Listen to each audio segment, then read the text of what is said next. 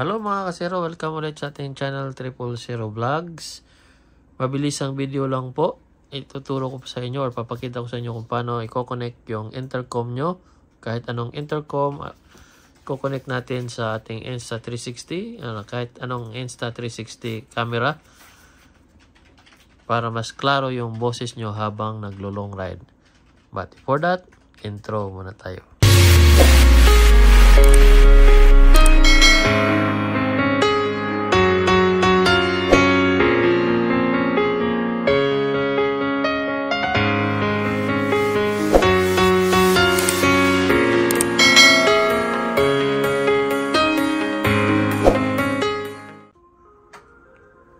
Okay.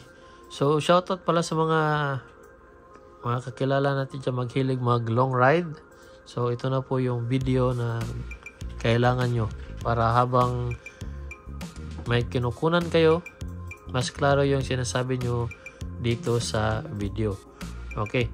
So, papakita ko na sa inyo. Una, turn on lang natin yung ating Insta360 X3.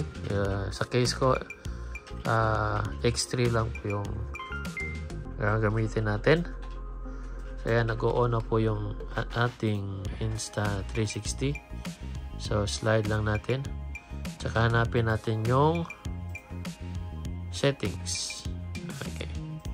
So tsaka atin i-turn on itong Bluetooth wake up. So ayan. So, sabi dito, enable camera turn on via app or the Bluetooth remote. Enabling this will increase battery consumption. So, got it. Okay, so naka-on na po yan. Ayan, naka-on na. Okay. Okay, so balik tayo. Okay, so bago natin puntahan yun, i-on muna natin ito mga kasiro. So, long press lang. Okay, so naka-power on na siya mga kasero. Lahat ng intercom ngayon, mga bagong model ng intercom is Bluetooth ready. So, kung may masagap man siyang mga devices, so pwede siyang magko-connect. Okay, so balik tayo dito sa ating X3 mga kasero. So, nakikita niyo itong icon na to. Parang AirPods o earphone. So, click natin yan. So, magbubukas siya.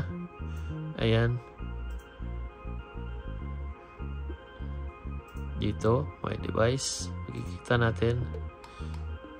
Pwedeng i-delete ha. Tingnan natin. Delete. Tapos, maghahanap ulit yan ng ayan. Tingnan natin. Ayan. Diba? Automatic makikita nyo po yung C2 Pro. Tapos, atin lang i-pair.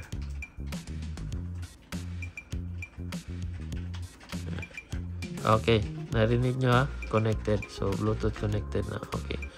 So, good to go na yan. So, habang magre-record kayo dito sa ating Insta360 na tapos magsasalita kayo dito, mas klaro po yung boses nyo doon sa resulta. Okay? So, I hope na may natutunan kayo sa video na to. Shout out naman sa inyo dyan mga mahilig mag long ride tsaka mag motovlog. So there you have it mga kasero, na connect na po natin ang ating intercom sa ating X3. Kung may mga katanungan kayo, feel free to comment and don't forget to like, share and subscribe para naman suporta sa ating munting channel mga kasero. Okay, bye bye.